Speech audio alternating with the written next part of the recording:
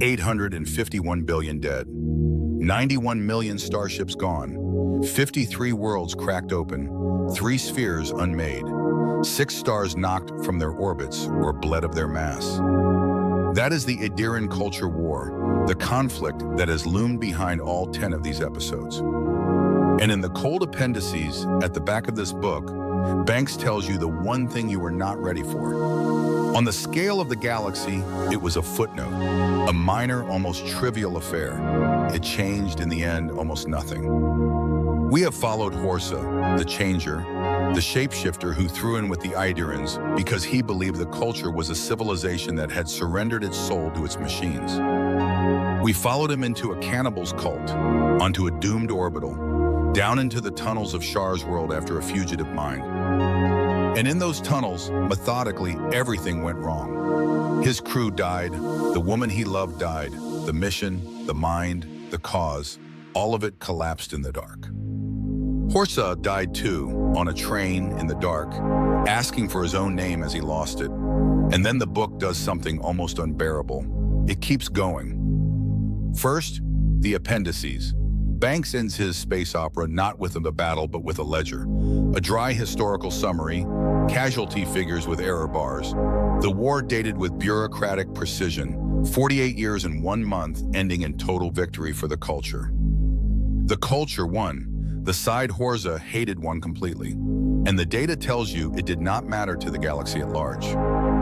Banks spends a whole novel making you feel the weight of a few human deaths, then hands you a number so large it stops meaning anything. That is the point. He is showing you the gap between a life, which is everything, and a statistic, which is nothing. Both are true at once. That is the cruelty and the honesty of scale. Second, the name. The mind that Horsa died chasing survives. It lives. And after the war, it takes a new body, a great ship, and it chooses a name for itself. It names itself Bora Horsa Gobuchul. After him, the machine he despised, the thing he called the enemy of everything human, carries his name forward through the centuries as an act of memory. The utopia he fought remembers the man who fought it, when his own cause has forgotten him. There is no revenge in the culture, only this, a quiet, devastating grace. Third, why Banks built his paradise this way. He could have introduced the culture from inside, glowing, beloved. Instead, he handed the camera to its enemy and asked you to root against heaven. Because a utopia you are simply told to admire is propaganda. A utopia you watch destroy an orbital, lose its agents, win a war that costs 800 billion lives and barely registers. That is a utopia you can actually believe in. Banks needed you to doubt it first, so that everything you read after would be earned. And the title, Consider Phlebas. It comes from T.S. Eliot, The Wasteland, the section called Death by Water. Phlebas the Phoenician, a sailor, drowned. Consider Phlebas, who was once handsome and tall as you. It is a warning to the living. You who turn the wheel, you who look to windward, you who think yourself strong, this is where you are going. Horsa is Phlebas, so is every name in those casualty tables.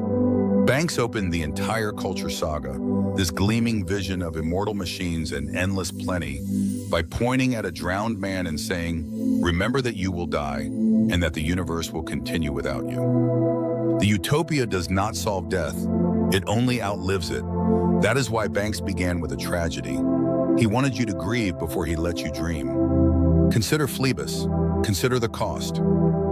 Next on the Unread, the culture stops mourning and starts playing. We enter the player of games, where the entire fate of an empire turns on a single board, and the gentlest civilization ever imagined reveals exactly how it wins.